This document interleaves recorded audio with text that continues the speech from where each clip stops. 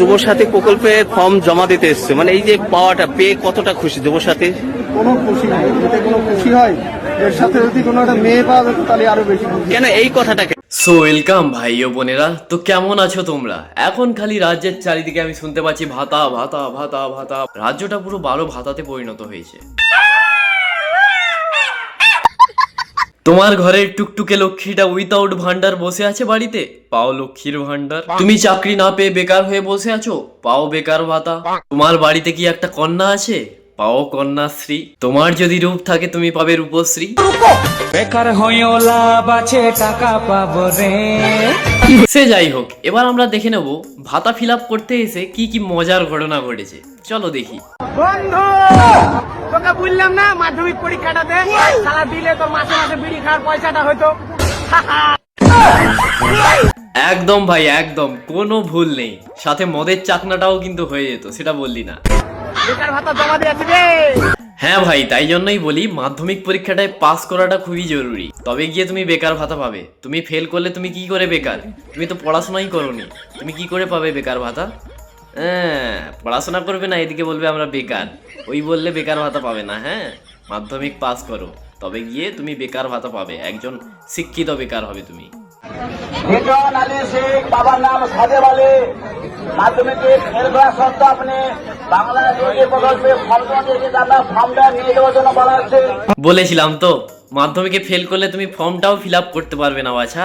বেকার ভাতা পাওয়া তো অনেক দূরের কথা, তাই বলি মাধ্যমিক পাস অবশ্যই লাগবে। যুবসাথী প্রকল্পের ফর্ম জমা দিতে এসছে, মানে এই যে পাওয়াটা পেয়ে কতটা খুশি যুবসাথী? কোনো খুশি নাই, এতে কোনো খুশি হয়? এর সাথে যদি কোনো একটা মেয়ে পাওয়া যেত তাহলে আরো বেশি খুশি। কেন এই কথা? এ ভাইয়ের ভাই আলাদাই দশা, তার যুবসাথীতে হচ্ছে না, তার আরো মেয়ে লাগবে। মানে খেতে দিলে শুতে চায়, এমন একটা ব্যাপার তার। শালা চড়িয়ে লাল করে দেবো একদম। মেয়ে দরকার। এর সাথে যদি কোনো একটা মেয়ে পাওয়া যেত তাহলে আরো বেশি খুশি। লজ্জা আছে মুখে?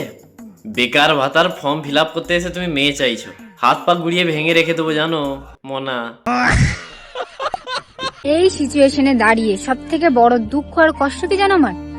আজ 21 বছর বয়স হলো না বলে আমার হাত থেকে বেকার ভাতাটা ছড়বে গেল। এই কষ্টটা কেউ বুঝুক না বুঝুক আমি বুঝি। বোন, তোমার জন্য অসংখ্য সমবেদনা রইল। যাই হোক, কারোর 3 মাস, কারোর 5 মাস, কারোর 6 মাস হয়ে গেলেই কিন্তু বেকার ভাতার ফর্মটা ফিল আপ করতে পারতো, কিন্তু শেষে তারাই বেকার ভাতার ফর্মটা ফিল আপ করতে পারেনি। তোমাদের কোনো সমস্যা নেই, কোনো চাপ নিও না, তুমি আমার কাছে চলে আসো। আমি যে 1500 টাকাটা পাবো সেটাই তোমাদের সঙ্গে আমি শেয়ার করে নেব, ঠিক আছে? 1/4/2026 তারিখে যাদের বয়স 21 বছর হবে, মাধ্যমিক পাস, সেই সমস্ত তরুণ তরুণী যারা এখনো বেকার, আপনারাই কেবলমাত্র এই যুব সাথী প্রকল্পে নাম লেখাতে পারবেন। এটাই, তোমাদের কষ্টগুলো আমার সঙ্গে শেয়ার করে নিও। এটা তো 1500 টাকা আজকালকার মানুষের কিছু হয় না। একটা চাকরি অনেক দরকার, চাকরি তো অবশ্যই, আমরা চাকরিটাই চাই এটার থেকে। হ্যাঁ, এই জিনিসটাই আমি প্রথম থেকে বলার চেষ্টা করছি। এই জিনিসটা যদি আজকে আমাদের বাংলার ওই মহিলারা যারা স্মৃতিতে সবুজ সিঁদুর তুলে নিয়ে নাচানাচি মাতামাতি করে, যারা বলে আমাদের স্বামীরা কিন্তু আমাদের কথা ভাবে না, আমাদের দিদি কিন্তু কথা ভেবে আমাদের জন্য। বেতন এখন আমি 1700 টাকা পাবো, খুব খুশি, ভাষায় প্রকাশ করা যাবে না। দিদিকে আমরা পুনরায় মুখ্যমন্ত্রী যেভাবেই হোক করবো, মহিলাদের স্বাধীনতা আমরা দিদির কাছ থেকেই পাবো।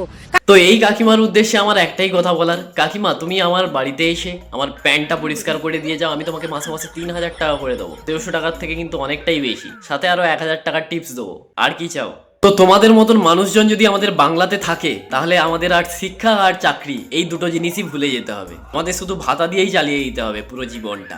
পুরো জীবন নয়, 21 থেকে 41 বছর পর্যন্ত ভাতাতেই আমাদের জীবনটা কাটিয়ে দিতে হবে। তো এইটুকুই। আর হ্যাঁ, তোমরা আমার শর্টস ভিডিওগুলো চেক আউট করে আসো, অনেক মজার। যাও গিয়ে দেখে আসো একবার।